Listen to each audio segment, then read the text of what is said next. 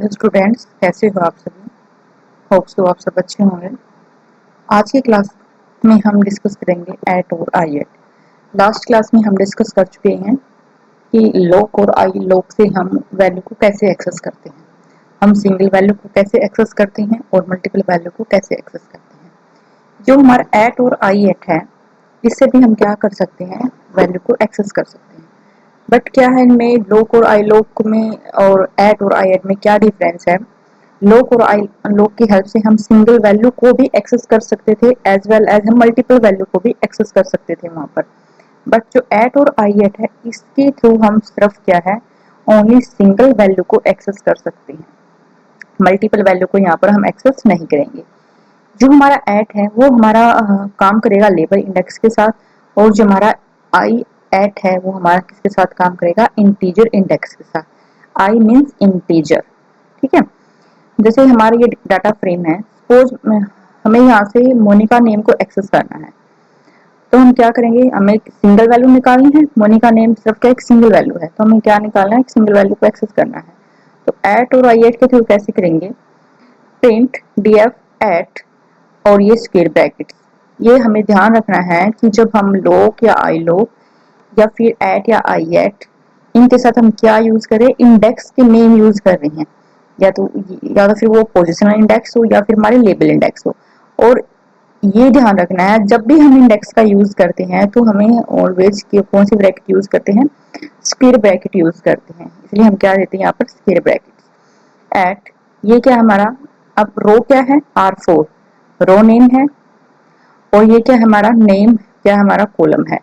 तो R4 और name, R4 ये है हमारी और नेम ये है, तो इसका इंटरसेक्शन पॉइंट ये क्या हुआ हमारा, ये। तो कौन सी वैल्यू आएगी हमारी निकल के, मोनिका।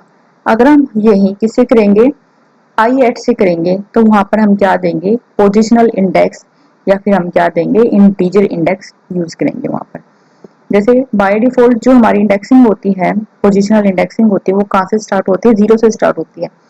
तो ये जो मोनिका है, रो नंबर कौन सी है, ये 0 1 2 3 रोल नंबर, रोल सॉरी रो कौन सी है, 3 है। और हमारी जो कॉलम है उसके क्या है, ये 0 है, 1 और 2, ये ऐसे इंडेक्स है। तो जो नेम है हमारा, वो पोजिशनल इंडेक्स क्या है उसका, बाय डिफॉल्ट 0। तो क्या है, 3 और 0। तो कौन सी वैल्यू एक्सेस होके आएगी हमारी, मोनिका। अगर हम ये देखें, सपोज हमें क्या है, 10th को एक्सेस करना है, क्लास 10th जो गार्गी है, उसी क्लास को एक्सेस करना है। तो कैसे करेंगे, रो क्या आ जाएगी हमारी, अगर हम ऐड के थ्रू करेंगे R5, और क्या आ जाएगी, क्लास। अगर हम किसके थ्रू करेंगे, आई एट के थ्रू करेंगे, तो R4 और हमारी ये क्या आ जाएगी, 1। R4 नहीं, सॉरी 4 और क्या आ जाएगी, 1। ये हमारा आई एट के थ्रू होगा। चलो एक बार इसको प्रैक्टिकल करके देखते हैं। ये पहले से ही एक डाटा फ्रेम क्रिएट कर रखा है, एक बार इसको हम प्रिंट करा लेते हैं, हमें डाटा फ्रेम को।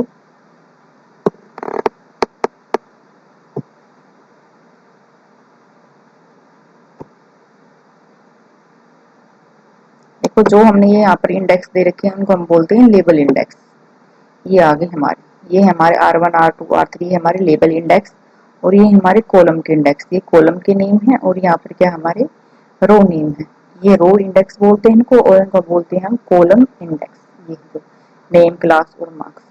अब हम यूज करेंगे एट और आई एट का।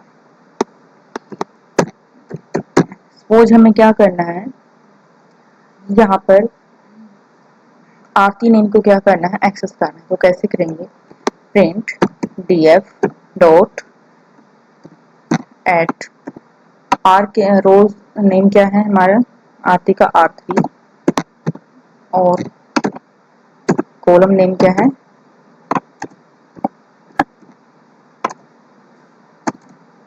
नेम। ठीक है, अगर हम यही आई एट के थ्रू करेंगे, तो कैसे करेंगे, print DF dot I at, वहां पर हम क्या देंगे, पोजिशन इंडेक्स देंगे हम यहाँ पर। तो हमारे अगर बाय डिफॉल्ट देखें तो 0 1 2 कौन से उस पे है, रो पे है, नंबर पे 2 पे, और कॉलम है हमारा 0 नंबर 1। तो अब देखना दोनों से क्या है, हमारा आंसर सेम आएगा, क्या निकल के आएगा, नेम आरती। इसको रन करते हैं। देखो यहाँ पे दोनों से हमारा सेम आया निकल के। अब ये क्या जो एट और आई एट है, मैंने बोला था कि सिर्फ क्या करता है, सिंगल वैल्यू को ही एक्सेस करता है। अगर हम कोशिश करते हैं मल्टीपल वैल्यू को एक्सेस करने के लिए, अगर हम मल्टीपल वैल्यू को एक्सेस करते हैं, सपोज क्या है, यहाँ पर मैं 2 रो निकालती हूँ, ठीक है, R3 और R4, इसमें देना होगा हमें, डबल ब्रैकेट्स में दे देते हैं। देखते हैं ये काम नहीं करता मल्टीपल रो के, वैसे सिंगल वैल्यू ही निकाल के लेके आता है। एरर शो कर है ना, तो इसलिए आपको ध्यान रखना है जो हमारा एट और आई एट है वो सिर्फ किस पे वर्क करता है, हमारा सिंगल वैल्यू पे वर्क करता है, जब हमें एक सिंगल वैल्यू एक्सेस करनी है अपने डाटा फ्रेम में से। और जो लॉक और आई लॉक है वो क्या करता है, सिंगल वैल्यू पर तो काम करते हैं और साथ साथ में वो मल्टीपल वैल्यू को भी हम क्या करते हैं वहां पर एक्सेस कर सकते हैं। तो आज का हमारा ये टॉपिक था लॉक, एट और आई एट। होप सो आपको क्लियर हो गया होगा।